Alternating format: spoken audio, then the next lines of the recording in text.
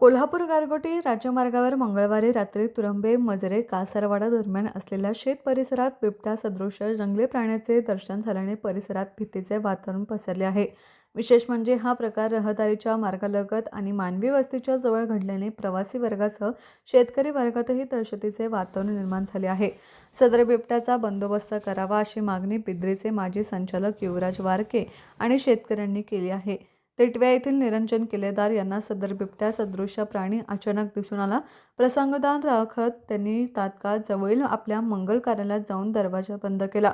त्यामुळे मोठा अनर्थकारक घटना टळली असल्याचं प्रत्यक्षदर्शींनी सांगितले। ही माहिती वाऱ्यासारखी पसरताच तुरंबे मजरे कासारवाडा टिटवे गावातील शेतकरी तरुणांनी घटनास्थळी धाव घेतली।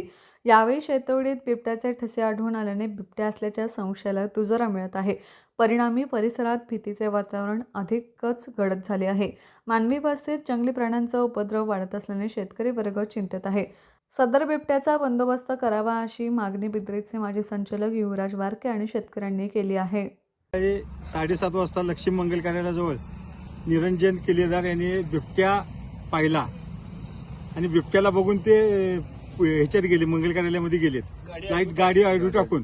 आणि बिबट्याच आहे, वन खातं जरी तरच काय बिबट्या ह्याच्यात असेल तर बिबट्याच आहे। आणि 3 गावच्या लोकांची टिटवे तुरंबे कासारवाडा 3 गावच्या हद्दीवर हे बिबट्याचं आगमन आज झालेलं आहे। जानेवारी महिन्यातच जंगली प्राणी मानवी वस्ती शिरलेला आहे। तर वन विभागानं हिची गांभीर्याने दखल घेऊन उद्या ड्रोनची टाळणी करून व्यवस्था करून, काही कारण न सांगता, 2 जिल्ह्यात 2च आहेत, 1च आहे, काही कारण न सांगता मानवी जीवाला धोका होण्याच्या अगोदर वन खात्यानं आणि पोलीस खात्यानं याचा योग्य तो बंदोबस्त करावा।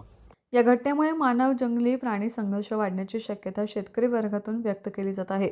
याकडे पोलीस प्रशासन, वन विभागाने गांभीर्याने लक्ष द्यावे, परिसरात गस्त वाढवावी, पिंजरे लावावेत, तसेच जंगली प्राणी मानवी वस्तीवर येऊ नयेत यासाठी तातडीने उपाययोजना राबवाव्यात अशी जोरदार मागणी शेतकरी ग्रामस्थांकडून होत आहे। बुधवारी वन विभागाचे रेस्क्यू पथक घटनास्थळी दाखल झाले असून शोध मोहीम राबवली जात आहे।